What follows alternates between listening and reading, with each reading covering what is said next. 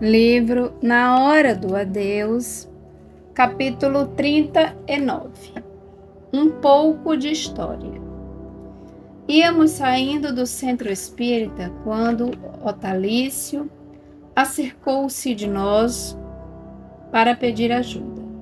Sua família se encontrava desesperada, pois ele desencarnara de repente e a esposa e os filhos não se conformavam. Quanto tempo faz que desencarnou, Otalício? Perguntei. 6 meses.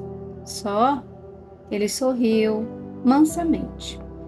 Está me parecendo uma eternidade. Por que, irmão? Está com saudades do plano físico? Não, não é isso. É que sempre fui um bom chefe de família. Cuidava de tudo para a esposa e os filhos e de repente me vi longe deles. O pior é que não me esquecem, choram muito e vivem correndo atrás de médiuns em busca de mensagens. Ah, isso é outra coisa. Sabe, Otalício? Há muito ando preocupado com o desequilíbrio de alguns médiuns. Isso acontece com os vaidosos e sem estudo. Acho uma maldade um médium brincar com coisas tão sérias como o sentimento das pessoas. Tem razão, Luiz. Por isso estou aqui pedindo socorro. Henrico ficou conversando um pouco com ele e logo depois nos despedimos, indo à casa de Otacílio. A esposa, Olinda, ainda jovem e elegante, tinha um olhar muito triste e infeliz, mas seus 3 filhos adolescentes não nos pareceram preocupados. Dela nos acercamos. Estremeceu. Cruzes, parece-me que Otacílio está aqui. Abriu os braços e saiu procurando. Otacílio querido, sem perceber, abraçou-me. Querido, sei que está aqui. A médium Ângela afirmou que você não quer ir embora de casa. Venha, querido, sente-se em sua cadeira. Deixe-me sentar no seu colo. Confesso que era muito triste a cena. Henrico acercou-se dela e foi intuindo-a a buscar uma casa respeitável, porque Olinda estava sendo vítima de uma médium doente e desequilibrada. No início, ela foi ficando desconfiada. Penso que estou ficando louca. Otacílio já morreu. Será que a Ângela é médium mesmo? Henrico aproveitou para nos elucidar. Aquele que parte tem de primeiro procurar adaptar-se à sua nova vida. Não se pode, de maneira alguma, viver junto àqueles que ficaram. É errado a família sair à procura de médium para pedir notícias. Deve ajudar o ente querido fazendo caridade, orando por ele. Se ele tiver de mandar algum recado, a espiritualidade maior fará com que alguém confiável seja o seu porta-voz. Quem muito procura acha o que não quer. E sabemos que ninguém deseja ser enganado. Achamos, Henrico, que as casas espíritas e as federações deveriam orientar os espíritas para o perigo desse intercâmbio mal feito, mostrando como é feito o médium sem disciplina, que tudo fala, que tudo vê. Luiz, as obras básicas estão aí, o livro dos médiuns, com seus ensinos precisos, é muito pouco consultado. Nas casas espíritas, julgam que estudar é ler todos os livros que são editados, o que não é certo. Ler, meditar e viver a doutrina transforma o homem que, transformado, respeita a si mesmo e aos seus próximos. Não cai nas teias do ridículo, porque nada mais triste que presenciar a chacota que alguns médios sofrem nos seus desequilíbrios, vão dando mensagem, prevendo o futuro e, infelizmente, levando a doutrina ao descrédito. O que fazer, Henrico?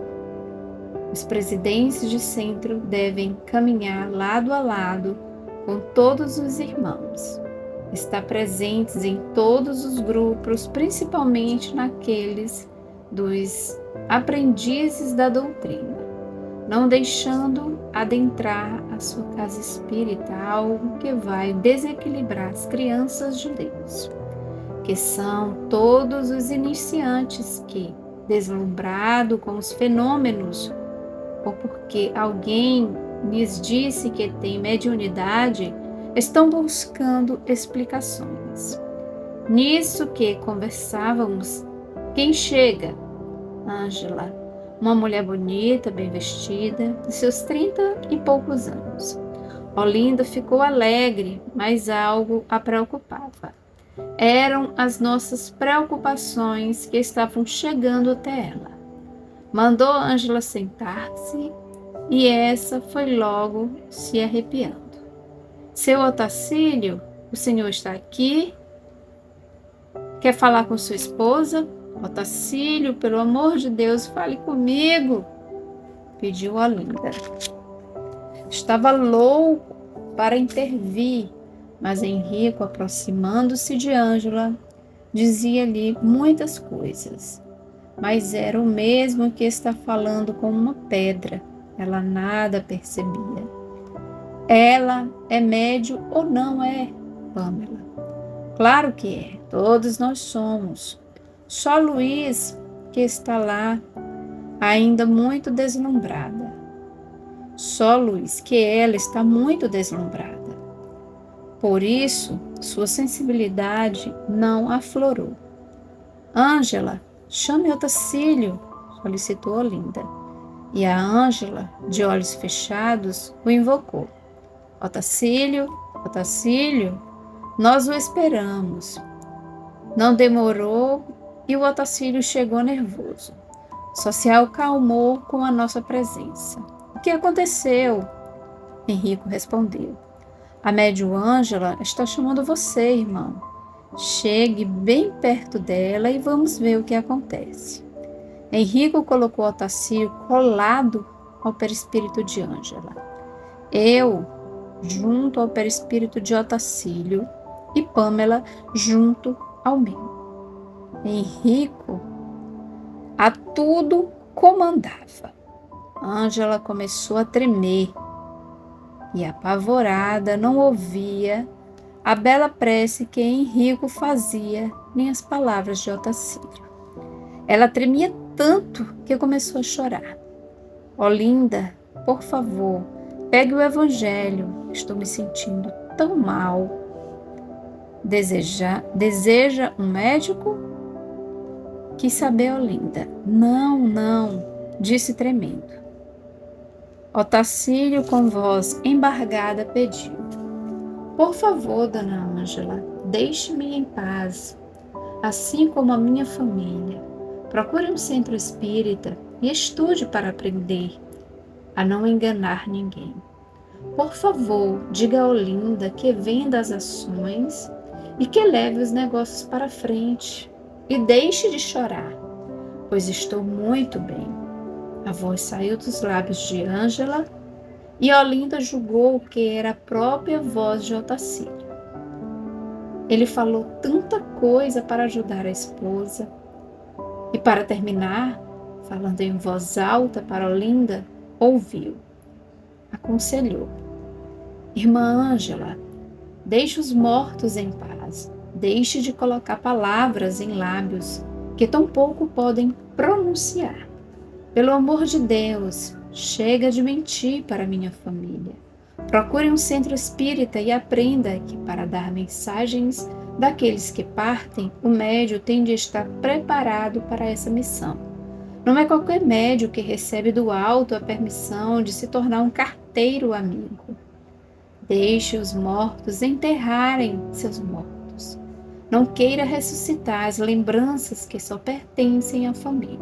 Vá, irmã Ângela, ler, servir na caridade e não fique procurando o defunto como se fosse uma agente funerária. Olinda dizia, Otacílio, por favor, Você está ofendendo a nossa amiga. Não, Olinda. Estou tentando ajudá-la. Adeus. O defunto se foi. Aí Ângela fez uma encenação, caiu no chão chorando, chorando. Olinda levantou-a e ela tentou justificar-se. Viu, Olinda, como está sofrendo seu marido? Sinto muito, Ângela, mas não foi isso o que entendi. Ele apenas lhe pediu que estudasse para bem servir. Nunca mais venho aqui. Vejo meu estado. Estou acabada. Seu marido é um louco. É um espírito sofredor. Esbravejou. Desculpe, Ângela. Otacílio sempre foi assim, franco, mas um homem digno. Ângela chorava e foi saindo ligeiro. Nós que servimos de ponte para Otacílio, separamos-nos. Virando-se para mim, disse: Obrigado, Luiz. Agora posso buscar o aprendizado espiritual. Olinda é inteligente e não vai deixar de me ouvir. O que será de Ângela? Será que se tornará uma boa médium? Luiz, acompanhe Ângela e veja se a ajuda. Pediu-me Henrico. Nós, Henrico. Por que nós? Porque é preciso. Ela deve estar envergonhada. E assim fomos, eu, Plácido e Pâmela, acompanhando Ângela, que ainda chorava. Que vergonha, estou muito envergonhada. Nisso é que dar mentir, mas só queria ajudá-los. Meu Deus, perdoe-me, que vexame. Vou deixar de ser espírita. Pensei que fosse médium, mas eu não sou nada. E chorava, chorava. Chegamos bem perto dela e pegamos em sua testa. Irmã, que Deus nos ajude. Ela nada percebeu. Já estávamos quase desistindo quando vimos um espírito celeste aproximando-se. Chegou perto de Ângela e sorriu para nós. Obrigada por tudo. Ela precisa de ajuda. Também foi vítima de pessoas que não estudam. Sou Henriqueta, sua mentora. Irmã Henriqueta, vimos ajudar a Ângela, mas ela não nos persegue. Tem razão, ela está muito perturbada, mas é uma boa moça. Ela frequenta alguma casa? Sim. Foi em busca de orientação, porque todos lhe diziam que era médium. A casa espírita chegou-lhe às mãos uma mensagem dizendo que era possuidora de todas as mediunidades. Ficou vaidosa e médium iniciante julgou-se portadora de uma mediunidade gloriosa. Ângela ainda chorava. Henriqueta, bem próxima a ela, falou: Ângela, procure a casa espírita para curar o seu espírito doente e não para receber aplausos pelo dom que pertence a Deus. Médio desequilibrado é um doente precisando não de críticas, mas de exemplos. Ela falou alto. Hoje mesmo vou pedir para ir para um grupo de estudo. Vou acabar com a sessão que faço em casa. Estou morrendo de medo. Aquele senhor Otacílio não deixou de ouvi-lo. Ângela, estude. Estude. Henriqueta conversou muito conosco sobre suas preocupações com os desequilíbrios da mediunidade. Separamos-nos de Ângela e fomos esperá-la no centro. Quando chegamos lá, foi encaminhada para um grupo iniciante. A sala estava quase vazia. Ela correu e se sentou na primeira cadeira da mesa. Sua mentora baixou os olhos. Falei para Pâmela: será que essa moça vai tornar-se humilde um dia? Se a irmã Henriqueta segurá-la com mão firme e a casa orientá-la bem, ela poderá se tornar uma médium normal. que é a que serve em silêncio. O dirigente chegou à sala e Ângela apresentou-se a ele delicadamente. O dirigente pediu-lhe para sair da mesa, pois os lugares já estavam destinados. Tudo errado. Ela por sentar-se nos primeiros lugares e ele por mandá-la sair. Observei. O que você faria? Perguntou-me Pamela. Pensamos um pouco e falamos. Iríamos esperar chegar o dono da cadeira e se eles se entenderiam. Depois do incidente da cadeira, iniciou-se a aula. Ângela, a todo momento, interferia, dando sua opinião, e todas erradas. Essa moça é um poço de vaidade, vai ser difícil tornar-se espírita. Como seria linda a doutrina se todas as pessoas, se todas as casas tivessem somente pessoas equilibradas, disciplinadas e caridosas, observou Pamela. Aí não seria centro e sim o céu. Mas os frequentadores de uma casa espírita precisam conscientizar-se de que estão em um hospital, em tratamento. Os curiosos buscam cartomancia e outras coisas mais. Agora o espírita, aquele que adentrou a vasta literatura espírita, não pode continuar avaro, egoísta, vaidoso, maledicente, enfim, continuar sendo o mesmo homem velho de ontem. Todos os que entram em uma casa espírita precisam curar-se. O melhor médico é Jesus e o seu evangelho, o melhor remédio.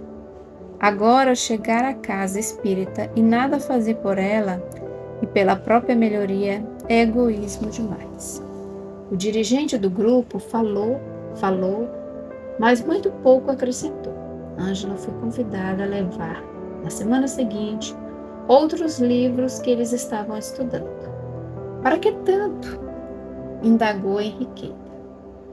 É preferível uma aula bem dada, consultando alguns livros, do que estudar tanto em uma só aula. Ali ficamos até o término do estudo. Depois fomos falar com o encarregado espiritual daquele grupo.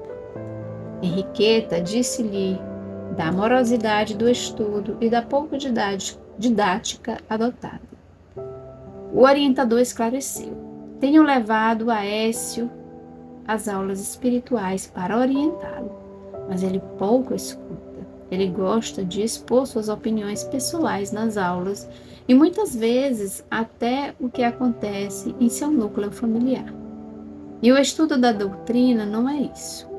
Trouxe a Ângela, não que ela tenha uma mediunidade de missão, mas pode tornar-se boa médium, servindo dentro das normas doutrinárias. Alguns orientadores irão receber do plano maior as diretrizes de como levar os estudos aos iniciantes. Pediremos o Livro dos Espíritos e o Evangelho segundo o Espiritismo. Em O Livro dos Espíritos, começaremos pela introdução, e sendo ela a mão amiga que abre o caminho do aprendizado. Caminharemos com cuidado, interpretando cada uma de suas perguntas, sem pressa, mas com uma grande vontade de aprender. Com o estudo de O Evangelho segundo o Espiritismo, ficaremos sabendo, por exemplo, quem era o imperador dos romanos e quem era o governador da Palestina na época de Jesus. Este estudo é para evangelizar, conhecer os dois Herodes. Sorrimos e falamos. Conhecemos a evangelização infanto-juvenil de uma casa espírita que já ensina essas passagens do Evangelho. Sim, Luiz, é verdade. Na evangelização infanto-juvenil já se deve ensinar a história do cristianismo, mas não esqueçamos que os que vão a uma casa espírita estão necessitando de evangelização. e nada melhor do que os estudos evangélicos para mudar o homem. Irmã, agora lhe peço que passe para o livro em que estamos escrevendo toda a aula das crianças e que hoje deve fazer parte de todos os grupos de iniciantes espíritas. Esse trabalho não nos pertence, e sim à espiritualidade maior, que anda preocupada com a falta de disciplina dos médios e dos espíritas. Temos de levantar novamente a bandeira. Amai-vos e instruí-vos. Muita gente está esquecendo isto, mas se o irmão deseja passar para o seu livro ou estudo para um grupo iniciante, aqueles que nem sabem o beabá, acompanhem-nos. E com prazer acompanhamos a irmã Henriqueta. Ao nos despedir do orientador do grupo de Ângela, ele também pediu para ir conosco. Logo estávamos em uma bela casa onde vários irmãos nossos oravam. Cumprimentamo-los e com alegria fomos recebidos. Sem demora, deu-se início aos estudos que seriam ministrados às crianças e aos iniciantes da casa. A orientadora explicava: estamos estudando o Livro dos Espíritos e o Evangelho segundo o Espiritismo. Antes de adentrarmos o Evangelho segundo o Espiritismo, vamos conhecer o início da vida de Jesus, no seu nascimento. Quem era o imperador dos romanos? César Otávio Augusto. E o governador da Palestina, Herodes o Grande, que obteve do Senado romano o título de Rei dos Judeus. Com a morte de Herodes o Grande, o reino foi dividido entre os seus filhos. Que eram eles? Arquelau, Herodes, Antipas e Filipe. Jesus tinha 3 anos quando Herodes morreu. Herodes Antipas foi quem condenou Jesus à morte, numa sexta-feira, no dia 7 de abril. Foi ele também que mandou decapitar João Batista a pedido de Herodíades. Herodes Antipas conheceu Herodíades em Roma e por ela se apaixonou, fazendo todas as suas vontades. Uma delas, a cabeça de João Batista. Herodíades era a esposa do irmão de Herodes. Filipe, o único filho de Herodes, o Grande, que administrou com sabedoria sua região ao norte do lago de Genezaré, porque Arquelau, que como Herodes Antipas também não era bom, foi denunciado ao imperador Augusto por sua crueldade. O imperador o depôs e o levou para o exílio nas Gálias. Depois que a orientadora das crianças falou de Herodes o Grande, de Filipe, de Arquelau e de Herodes Antipas, passou para o estudo da vida de Jesus. E numa visão rápida mostrou-nos que apenas o Evangelho de Mateus e de Lucas tratam da infância do Messias. E isso nos 2 primeiros capítulos de cada um. E assim ficamos ali assistindo à preocupação dos estudiosos para bem orientar os iniciantes espíritas, a preocupação do alto com o que buscam as casas espíritas. Não se trata apenas de frequentar uma casa. O homem tem de procurar o remédio, e o remédio de Deus, Jesus. Porque aqueles que nada querem em vez de melhorar, só irão piorar, pois pregarão em nome do Senhor, mas Jesus estará bem longe das suas ações.